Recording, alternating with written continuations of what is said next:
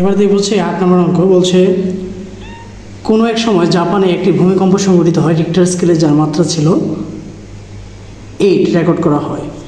ওই একই বছরে সেখানে আরও একটি ভূমিকম্প সংঘটিত হয় যা পূর্বের চেয়ে 6 গুণ বেশি শক্তিশালী। রিক্টার স্কেলে পূর্ববর্তী ভূমিকম্পের মাত্রা কত ছিল?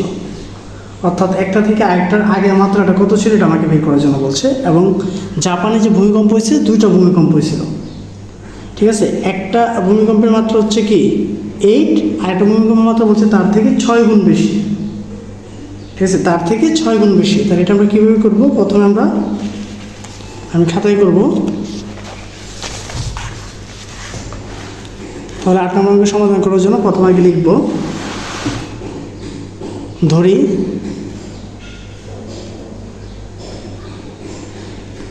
জাপানের প্রথম ভূমিকম্পের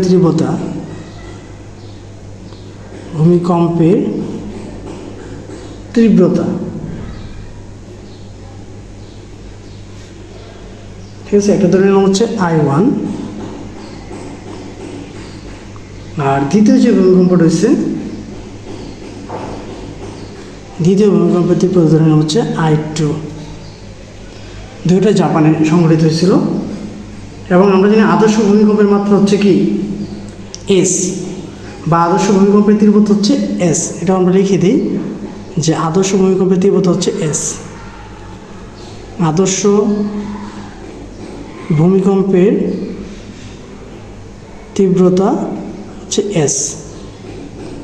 এবার আমরা লিখব মাত্রাগুলো, ঠিক আছে। প্রথম ভূমিকম্পের মাত্রা দেওয়া আছে, প্রথম ভূমিকম্পের মাত্রা দেওয়া হচ্ছে 8 রেকর্ড করা হয়েছে। আর দ্বিতীয় ভূমিকম্পের মাত্রা বলা হচ্ছে তার চেয়ে 6 গুণ বেশি। তাহলে একটা ভূমিকম্পের মাত্রা আমরা জানি, প্রথম ভূমিকম্পের মাত্রা হচ্ছে, প্রথম ভূমিকম্পের মাত্রা হচ্ছে 8 রেকর্ড করা হয়েছে। আর দ্বিতীয় ভূমিকম্পের মাত্রা আমরা জানা নাই, বলছে তার থেকে 6 গুণ বেশি। দ্বিতীয় ভূমিকম্পের মাত্রা হচ্ছে তার থেকে 6 গুণ বেশি। আচ্ছা, 6 গুণ যেহেতু বেশি শক্তিশালী ছিল, তাহলে আমরা যদি যেভাবে লিখি যে I2টা হচ্ছে কি I1-এর 6 গুণ, I1 এর কি 6 গুণ, মানে কি ইন্টু 6, ঠিক আছে। এটা হচ্ছে প্রথম। তাহলে আমরা লিখতে পারি এখানে, তার মানে I2 বাই হচ্ছে I1 ইকুয়াল হচ্ছে কি 6। যেহেতু এখানে আমার এই যে প্রথম ভূমিকম্পের মাত্রাটা হচ্ছে কি I1 সমান হচ্ছে কি 8 দেওয়া আছে। এখন আমরা যদি সূত্রটা লিখি যে ভূমিকম্পের মাত্রা আমরা জানি R ইকুয়াল log 10 I/S। তাহলে প্রথম ভূমিকম্পের মাত্রাটা, প্রথম ভূমিকম্পের যে মাত্রা দেওয়া ছিল, প্রথম ভূমিকম্পের মাত্রা,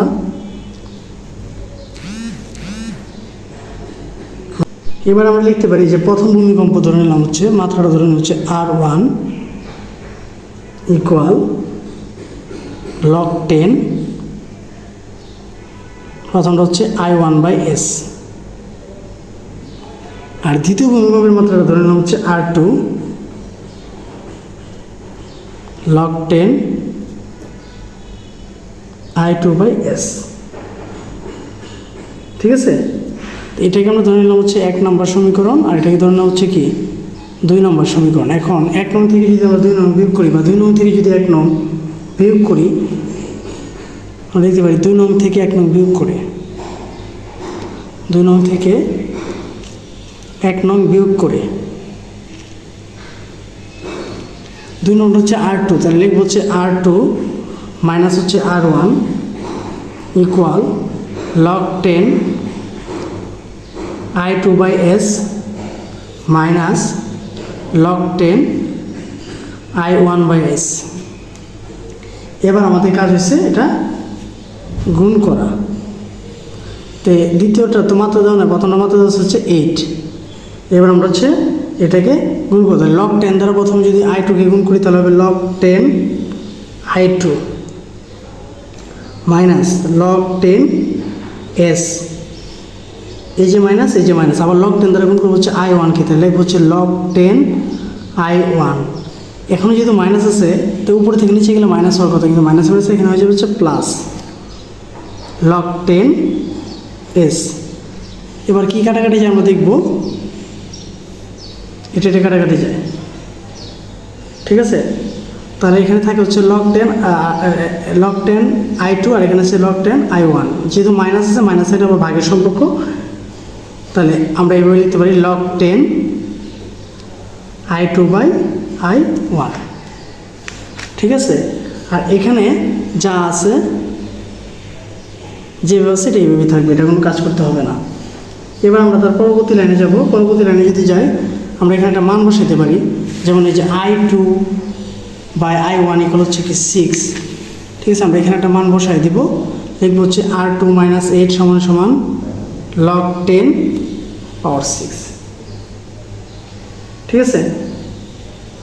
তো আশা করি নিয়মটা বুঝতেছো। এবার আমরা লিখতে পারি বা R2 log 10 পাওয়ার 6 মাইনাস 8, ওই দিকে গেলে কী হবে প্লাস 8।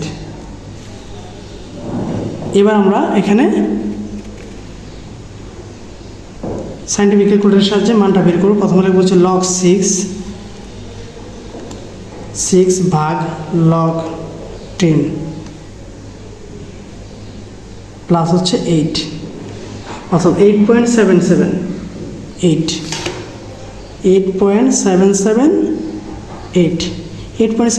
আমরা এভাবে লিখতে পারি যে 8.8, অর্থাৎ 77কে আমরা কি লিখতে পারি 80 লিখে দিলাম।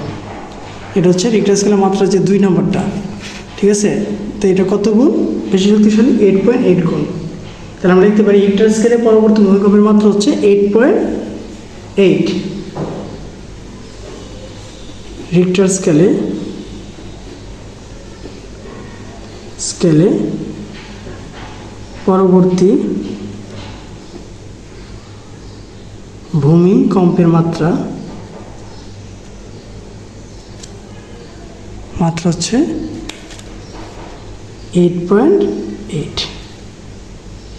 ঠিক আছে। তো আশা করি 8 নম্বর অঙ্কটা তোমরা বুঝতে পেরেছো। যদি অঙ্কটা বুঝে থাকো এবং অঙ্ক যদি বুঝতে কোথাও সমস্যা আমাকে কমেন্টস করবে, আমি উত্তরে জানিয়ে দিব।